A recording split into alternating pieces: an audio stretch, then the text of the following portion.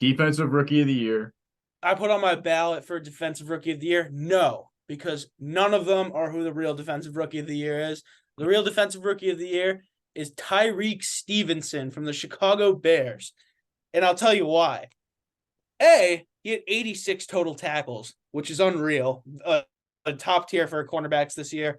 He came in as all right, no shit, he came in as a rookie.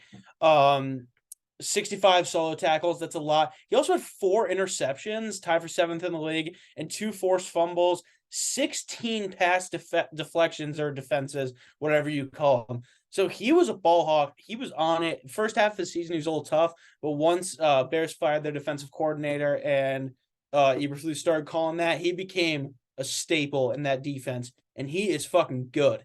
And the fact that Joey Porter is on these ballots and he's not kind of pisses me off, especially Devin Witherspoon too.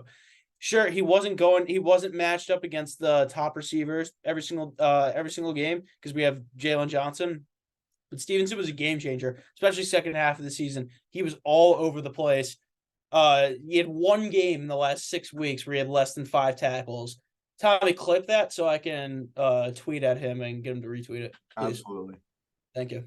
I think there's a lot of different defensive rookies that are great in their own ways. It's hard to judge. Like Devon Witherspoon had a great season, but it was he had 12, 13 pass breakups, and Carter had 4 sacks, and Anderson had a lot of tackles. So they all were really good in a lot of different ways. But I feel like Will Anderson, I would give it to him too. I mean, he was one of the better players on a playoff defense. He impacted the game a lot as soon as he came in. He was good stopping the run, tackles for loss, and he also got pressure on the quarterback. So I feel like he impacted his defense the most. The Eagles' defense, I feel like, didn't feel it as much from Carter was a great defensive lineman, but they already had a great D-line. That was already going for them.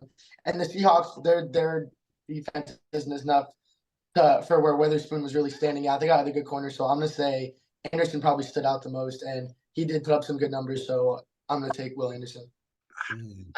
Devin Witherspoon got hurt, right? That's why his numbers weren't as he started off really hot. It's tough to give it to a corner. Same thing with PZ over at Joey Porter Jr. I'll give you Will Anderson.